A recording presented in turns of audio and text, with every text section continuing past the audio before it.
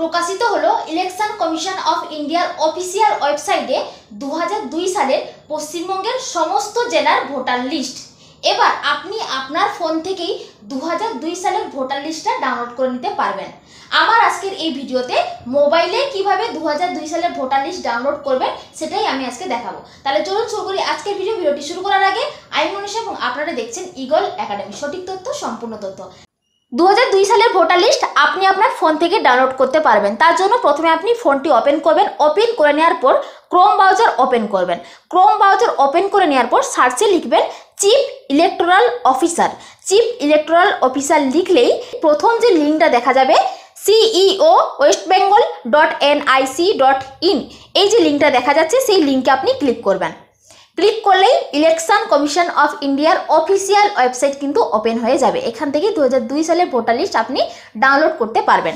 এরপর ওপেন করে নেওয়ার পর আপনি কি করবেন, দেখুন এই মোবাইলে যদি আপনি ডাউনলোড করেন তাহলে এখানে 3 ডটে গিয়ে আপনি একটু ডেস্কটপ সাইটটি ওপেন করে নেবেন।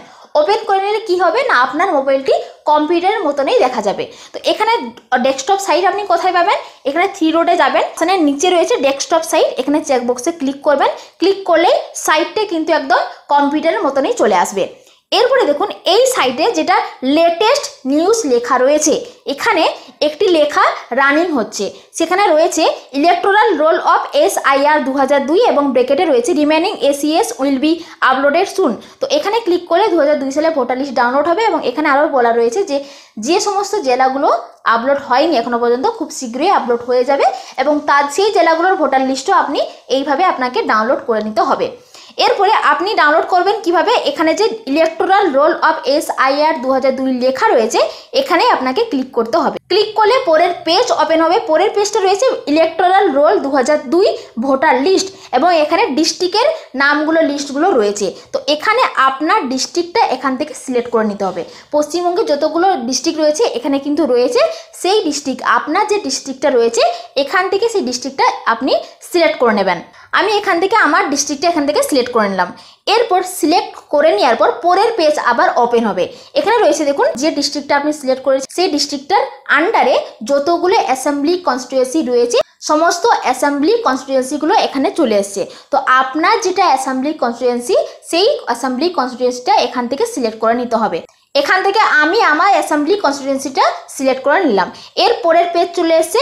এর পরের পেজে রয়েছে ইলেকটোরাল রোল 2002 ভোটার লিস্ট এবং আপনি যে অ্যাসেম্বলি কনস্টিটিউয়েন্সির আন্ডারে পড়েন তার আন্ডারে যতগুলো পোলিং স্টেশন রয়েছে তার লিস্ট এখানে চলে এসছে।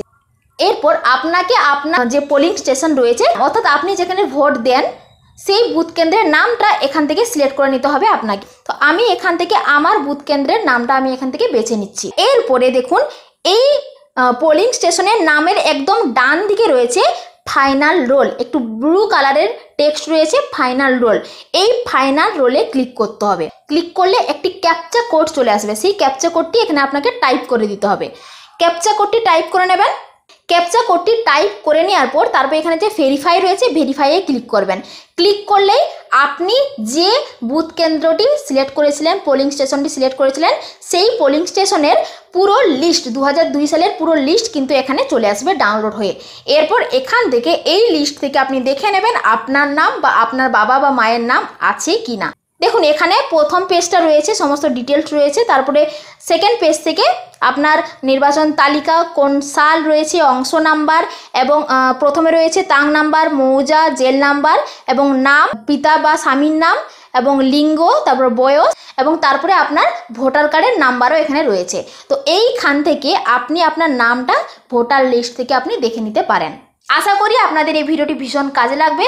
দেখা হচ্ছে আপনাদের সাথে পরবর্তী ভিডিওতে। ভালো থাকবেন, ধন্যবাদ।